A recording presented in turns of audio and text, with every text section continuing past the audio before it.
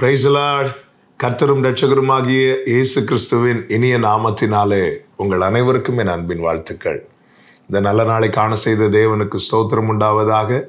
கர்த்தருடைய கிருபை உங்கள் அனைவரையும் சூழ்ந்து கொள்வதாக. யோவான் சுவிசேஷம் 6வது அதிகாரம் அதனுடைய 68வது வசனம். சீமோன் பேதுரு அவருக்கு பிரதியுத்தரமாக, ஆண்டவரே, யாரிடத்தில் போவோம்? நித்திய ஜீவ வசனங்கள் உம்மிடத்தில் உண்டே. கர்த்தருடைய பரிசுத்த நாமத்திற்கு மகிமை உண்டாவதாக. இதே யோவான் 6வது அதிகாரத்திலே ஆண்டவராகிய இயேசு கிறிஸ்துவனிடத்திலே அப்பத்தை எதிர்பார்த்து ஒரு திரள் கூட்டம் வருகிறார்கள். அதாவது பூமிக்குரிய ஆசீர்வாதத்தை மட்டும் எதிர்பார்த்து ஒரு திரள் கூட்டம் வருகிறார்கள். அவர்களிடத்தில் இயேசு தம்மையே ஜீவ அப்பமாக வைக்கிறார்.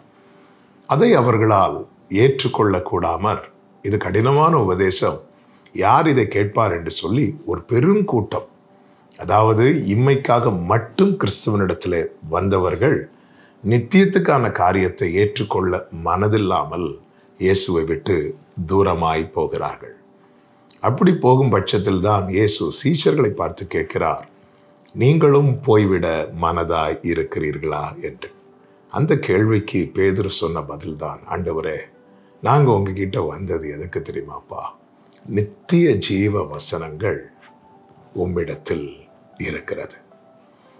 படகு நிறைய மீன்களை கண்டவன் பேதுரு. இவைகளை கண்ட பிறகும் அதையெல்லாம் விட்டு இயேசுவுக்கு பின்பாக வர காரணம் என்ன? அவனுடைய நோக்கம் ஒன்றுதான். என்ன தெரியுமா? நித்தியம். என்னை கேட்டுக்கொண்டிருக்கிற அன்பு சகோதரா சகோதரி, நாம் எதற்காக இயேசு அண்டை வருகிறோம்? பேதுருவின் படகு வெறுமையா இருக்கும்போது இயேசு தேடி வருகிறார், பேதுரு இடம் கொடுக்கிறார். அதுபோலதான் நம்முடைய வாழ்க்கையிலே குறைச்சலிலே நாம் இயேசுவுக்கு இடம் கொடுக்கிறோம். இடம் கொடுக்கும்போது இயேசு என்ன செய்கிறார்? இயேசு ஆசீர்வதிக்கிறார். இயேசு இருக்கிற இடத்திலே ஆசீர்வாதம் தங்கும். அது போலதான் பேதுருவின் படகு நிறைய மீன்கள். அப்படி ஆசீர்வதிக்கப்பட்டதும் அவன் இயேசுவை விட்டுவிடவில்லை, மாறாக இயேசுவுக்காக எல்லாவற்றையும் விட்டு விடுகிறான். நித்தியமே நம்முடைய நோக்கமாய் இருக்குமானால் நாம் எந்த சூழ்நிலையிலும் இயேசுவை விட்டுவிட மாட்டோம். மாறாக இயேசுவுக்காக எதை வேண்டுமானாலும் விட்டு விடுவோம். நாம் பல சூழ்நிலைகளில் இயேசுவை விட்டு விடுகிறோம் என்றால் நம்முடைய நோக்கம் நித்தியமாய் இருக்கவில்லை. எனவேதான் நாம் இதற்காக இயேசுவை பின்பற்றுகிறோம். நித்தியமே நம்முடைய லட்சியமாக நோக்கமாக இருக்கட்டும். அவர் நித்திய ஜீவனை நமக்கு வாக்குத்தத்தமாய் தந்திருக்கிறார். நித்திய ஜீவனை அளிப்பேன் என்பதை அவர் நமக்கு செய்த வாக்குத்தத்தம். இதற்கு அவர் கொடுத்த கிரயம் சிலுவையிலே அவர் அடிக்கப்பட்டது, நமக்காய் நொறுக்கப்பட்டது. அவர் தம்முடைய ஆத்துமாவை மரணத்தில் ஊற்றி நமக்கு அந்த நித்திய ஜீவனை கிருபையாய் ஏற்படுத்தி இருக்கிறார். பரலோகத்தில் இந்த சுதந்திரம் நமக்காய் வைக்கப்பட்டிருக்கிறது. இதையே நோக்கமாய் கொண்டு இயேசுவை பின்பற்றுகிற ஒருவரும் இயேசுவை விட்டு விலக மாட்டார்கள். அப்படி விலகாதவர்களை இயேசு எந்த சூழ்நிலையிலும் யாருக்கு முன்பாகவும் விட்டு கொடுக்க மாட்டார்.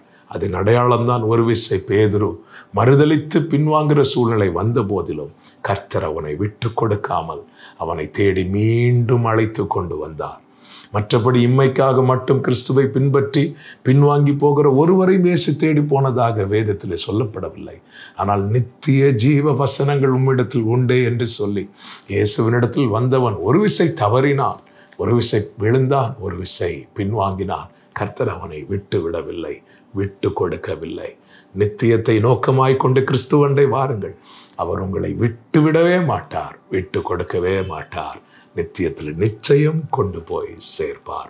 ஜெபிக்கலாமா? எங்கள் நல்ல தகப்பனே, இரக்கமுள்ள தேவனே, நாங்கள் இம்மைக்காக மாத்திரம் உம்மை பின்பற்றுகிறவர்களாயிராமல் நித்தியத்தை நோக்கமாய் வைத்து உம்மை பின்பற்ற கிருபை தாரும்.